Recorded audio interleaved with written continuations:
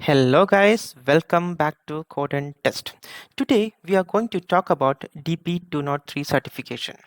So in this video, I'll be sharing few dumb questions for DP-203 and I'll be taking you through few important concepts of data engineering and I'll be helping you to explain a few dumb answers. Okay, so let's start. So if you're watching my videos for the first time, please subscribe it. And so if you're looking for any cloud certification specialized into AWS or Azure and learning stuff, then you're on the right place. So let's start. So most of my subscribers knows that now DP 200 and 201 is integrated into one certification that's called the DP 203. So we are mainly focusing on this 203. So let's start it. So I'll just giving some intro about this certification. This certification almost goes 4,800 INR. If you are considering the United States dollar, it's like 165 USD.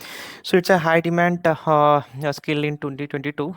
So let's start about this main content. So if you are going to start this as a beginner, and so you have to the AZ 900 and DP 100 will be one preferred certification which you have to do before that. So it's not mandatory that you have to clear this AZ at a 900 and DP 100 before you take this exam, but at least you should have some basic understanding of how this JSON works and how the CSV and what is the Parquet file, and some basic knowledge about the database systems and how this Python and Scala scripts and all this thing. So if you are well aware about this thing, you are on the right place. We'll start.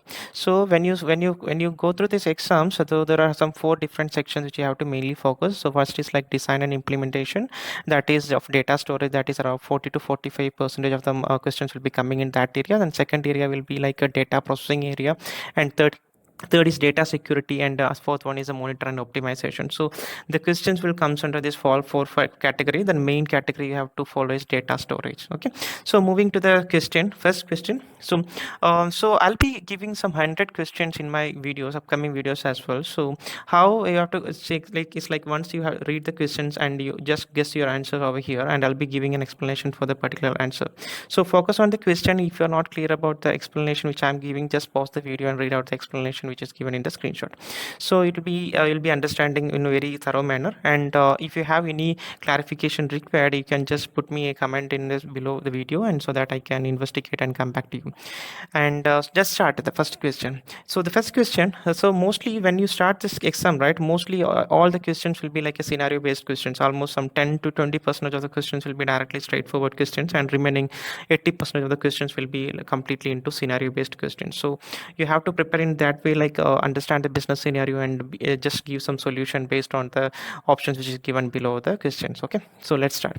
So the first question is, you have an Azure Synapse Analytics dedicated SQL pool that contains a table named contacts, and contacts contains a column named phone. You need to ensure that a user in a specific role only see the last 4 digits of the phone number when querying the phone column. So what should you include in the solution? So as a data engineer, so you have to use the dynamic data masking over here. So the answer is B. Okay, so why the dynamic data masking helps to prevent unauthorized access to the sensitive data. That is why we are using this dynamic data masking. It's a policy-based security feature that hides the sensitive data in the result set of the query over designated database fields. So I hope you understood what I'm trying to convey over here.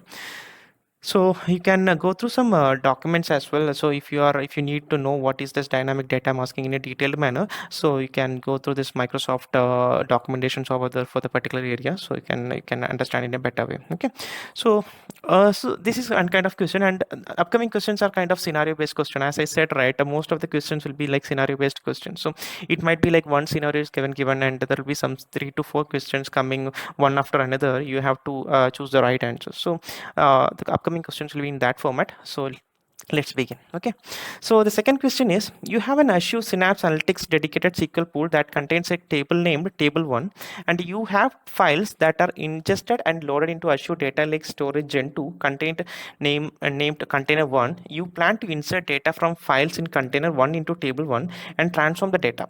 Each row of the data in the file will produce one row in this serving layer of the table 1.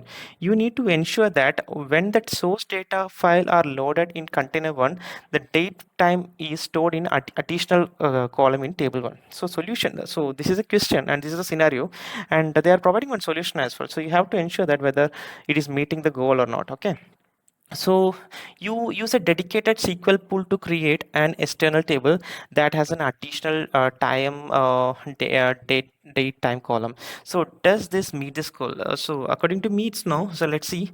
It's no only. So it's not meeting the goal because instead of using this dedicated SQL pool, we should have used this derived column transformation to generate a new column in your data flow or to modify the existing field. So I hope you understood what is the dedicated data SQL and derived column transformation. Okay, so moving to the third question.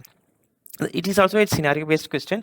You plan to create an Azure Databricks workspace that has tiering structures, and the workspace will contain the following three workloads: a workload for data engineer who will use Python and SQL, and workload for job that will run notebooks that use Python, Scala, and SQL, and is a workload that data scientists will use to perform ad hoc analysis in Scala and R. The enterprise architecture team at the company identifies the following standard for Databricks environment. The data engineer must share a cluster. Okay, the job cluster will be managed by using the request process, whereby data scientists and data engineers provide packaged notebooks for deployment to the cluster. All the data scientists must be assigned their own cluster that terminates automatically after 120 minutes in inactivity. Currently, there are 3 data scientists. You need to create a Databricks cluster for the workload. So this is a scenario which has been given for you, and there is one solution also they have provided. You create a standard cluster for each data scientist and a standard cluster for data engineer and a higher concurrency cluster for the jobs. So does it meet the goal? So whatever the option which has given over here, that is meeting the goal. So the answer should be yay. It's not meeting the goal actually. So the answer is we need a high concurrency cluster for the data engineer and the jobs. So sorry for this. And does this meet the goals? The answer is no, it's not meeting the goal. So the main intention over here is like we need a high concurrency cluster for the data engineer and the jobs. So note, standard clusters are recommended for a single user. A standard can run workload developed in a language Python, R, Scala, and SQL. A high concurrency cluster is managed cloud resource. A key benefits of high concurrency cluster are they provide Apache Spark native fine grained sharing, the maximum resource utilization, and minimum query latencies. So pause this video and just understand like what is this explanation given over here. So the answer is not meeting. Okay, let's moving to the next question. So you have an activity in an Azure data factory pipeline. The activity calls a stored procedure in a data warehouse in Azure Synapse Analytics and runs daily. You need to verify the duration of the activity, when it ran last, and what should you use. So here the main intention is like to see that verifying the duration of the activity, so that can be achieved by Azure Monitor. So activities runs in Azure Monitor. The answer is over here is Azure Monitor. So I have given some reference over here, so you can go to this particular link over here. So Microsoft.com Azure Data Factory Monitor Visuals. So same way in the previous question as well, the clusters configuration HTML. So it's all about the materials are available in this Azure Databricks and Microsoft.com documentation. So you'll be so if you want to get into depth into this each area, just go to this particular link and understand yourself. And so I hope you can learn better from Microsoft documentation as well. So the fifth question. So you use Azure Stream Analytics to receive Twitter data from Azure Event Hub and to output the data into an Azure Blob Storage account. You need to output the column of tweets from last 5 minutes in every minute. Which window function you'll be using? So there are multiple window functions that are listed over here. So as of now, we have to prefer with hoping. The hoping is a window function which hope forwards in the time by fixed period. So that is the best option which you can suit over here.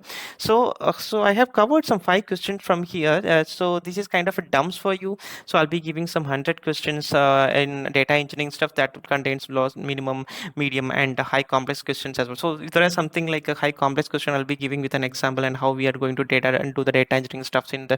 I'll give some real time videos as well. Okay. So as of now, I'm stopping this video due to the length. So please subscribe my channel. I'll be posting few more videos. I'll be like it's almost I have covered the 5 questions, right? So I 95 questions I had to come. So happy learning. So learn all the questions and pause the videos wherever you need to, and understand the concepts from documentation, and understand each and every concept for data engineering, so that you can learn it better. Okay, happy learning. All the best, guys. Thank you.